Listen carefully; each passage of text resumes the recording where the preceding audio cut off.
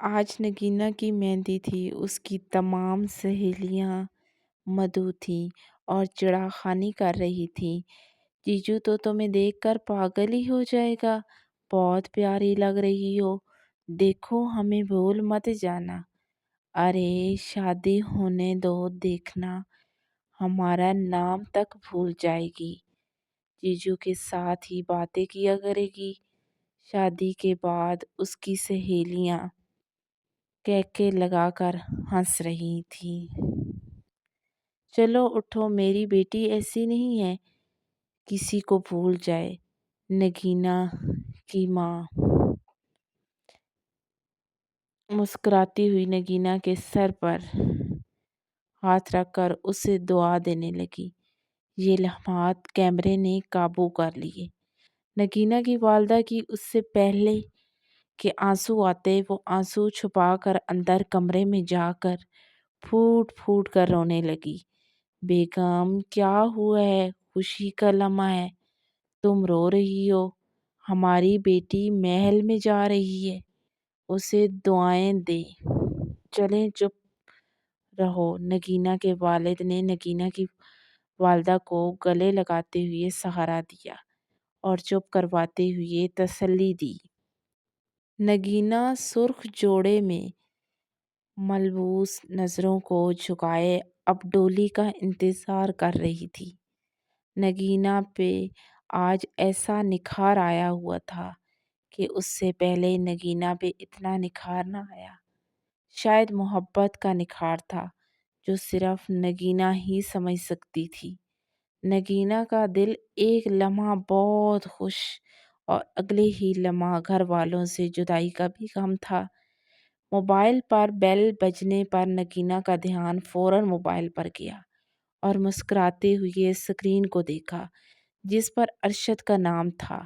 Hello میری جان، کیا کر رہی ہو؟ ارشد کی آواز سن کر نگینا نے جواب میں کہا کہ آپ کے آنے کا انتظار۔ سچ میں؟ ہاں نا سچ میں۔ نگینا کو دوسری جانب سے ارشد کے گرد سے شور سنائی دینے لگا۔ ارشد کیا ہوا ہے؟ کس بات کا شور ہے؟ ہیلو ہیلو ارشد، تم مجھے سن پا رہے ہو؟ ارشد بولو نا، کیا ہوا؟ ارشد کی جانب سے کوئی جواب وصول نہ ہو رہا تھا، البتہ شور کی صاف آواز آ رہی تھی، مگر شور میں آواز کو سمجھنے میں بھی قاصر تھی۔ اچانک سے کال ڈراپ ہو گئی۔ نگینا نے کئی بار کال کرنے کی ناکام کوشش کی، اب نمبر بند جا رہا تھا۔ نگینا کو سمجھ نہیں آ رہا تھا کہ کیا کرے۔ بے حد پریشان کی حالت میں بیڈ سے اٹھ کر کھڑکی سے باہر دیکھا تو سامنے سے آتی ہوئی بارات دیکھ کر دل کو سکون ملا اور پھر واپس اپنی جگہ پہ بیٹھ گئی۔ نگینا میرین، والد شکور اکرم، کیا آپ کو یہ نکاح قبول ہے؟ مولانا صاحب نے نگینا سے 3 بار قبول کا پوچھنے کے بعد مبارکباد دی اور گھر کو چل دیا۔ نگینا ماں کے ساتھ بلک بلک کر رونے لگی، پھر یکدم دیگر سب سے ملی اور گاڑی میں سوار ہو گئی۔ راستہ آج کٹنے کا نام ہی نہیں لے رہا۔ اچانک گاڑی نے ہچکولایا کھایا۔ نگینا کے منہ سے اللہ باری تعالیٰ کا ذکر بلند ہوا، ساتھ ہی گاڑی کا انجن بند ہو گیا۔ گاڑی میں بیٹھے سب افراد پریشان ہو گئے۔ کیا ہوا گاڑی کو؟ سر میں چیک کرتا ہوں۔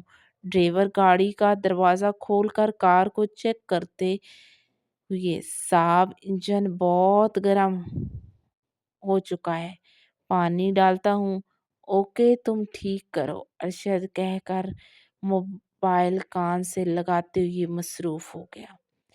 صاحب جی آ جائیں، انجن سٹارٹ ہو چکا ہے۔ گاڑی ارشد کے گھر خیریت سے پہنچ گئی۔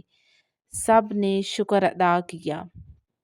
نگینا نے پہلا قدم گاڑی سے نیچے اتارا، ذرا سی نگاہیں اٹھا کر دیکھیں، کم کی لائٹوں سے سارا محل جگمگ کر رہا تھا۔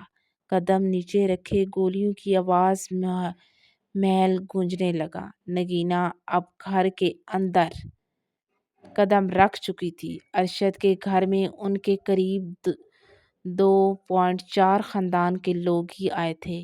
نگینہ کے قدم زمین پر پڑتے ہی گولیوں کی آواز گونجنے لگی، جس سے محلے میں 4 چاند لگ گئے۔ ارشد کی کزن نے مل کر نگینہ کا بھرپور استقبال کیا۔ بھائی پیسے، ارشد کی فیملی میں دروازہ رکھائی کی رسم تھی۔ تمام کزنیں اکٹھی ہو کر ارشد سے پیسے ایسے مانگنے لگیں جیسے تعاون مانگا جاتا ہے۔ ارشد کی چونکہ کوئی بہن نہ تھی تو اس لیے وہ اپنے کزن کو ہی بہن مان رہا تھا۔ بھائی ہمیں تو 50,000 ہی چاہیے، اس سے کم میں کوئی بات نہ بنے گی۔ اپنی بھابھی سے پوچھ لو، اگر اجازت دیتی ہیں تو لے لو۔ ابھی سے چوروں کا غلام بننے جا رہے ہیں۔ ہا ہا ہا ہا۔ اب تمام ماحول مزید خوشگوار بن گیا۔ نگینہ بھی مسکرا دی۔ اچھا یہ لو۔ ارشد نے نوٹوں کی گٹھی لڑکیوں کی طرف بڑھا دی۔ اب نازک کلیاں نگینہ کو اس کے روم تک لے کر جا رہی تھیں۔ پیچھے پیچھے ارشد بھی تھا۔ بھائی ابھی بہت وقت ہے، آپ کدھر جا رہے ہیں؟ ان میں سے ایک لڑکی نے اشارتی انداز میں ارشد کو کہا۔ ارشد کچھ شرمندہ ہونے کے بعد باہر کی طرف چل دیا۔ نگینہ نے اپنے قدم اس سجے ہوئے کمرے میں رکھے اور کمرہ دیکھ کر حیران رہ گئی۔ نگینہ کے ہر قدم پہ گلاب کے پھولوں کی پتیاں بکھری پڑی تھیں۔ کمرہ لائٹوں سے روشن تھا۔ بیڈ پہ پھولوں کا گلدستہ اور پھول بکھرے گئے۔ پرفیوموں کی مہک چاروں طرف کمرے کو مہکا رہی تھی۔ نگینہ جیسے ہی سوچا تھا اس سے اچھا کمرہ کو پایا۔ رات کے 11 بج چکے تھے۔ اب نگینہ کی دھڑکنیں تیز ہونے شروع ہو گئی تھیں۔ دروازے کی کھٹکھٹ نے نگینہ کو متوجہ کیا اور باہر سے ارشد درآمد ہوا۔ شیروانی میں نگینہ، آج میری دنیا مجھے مل گئی۔ آج تم میری محرم بن گئی ہو۔ مجھے اس سے بڑھ کر کوئی خوشی نہیں ہے۔ آج ارشد کے منہ سے پہلی بار ایسا لفظ نکل رہے تھے جو آج سے پہلے کبھی ارشد نے نہ کہے تھے۔ نگینہ شرم کے مارے نگاہیں مزید جھکا رہی تھی۔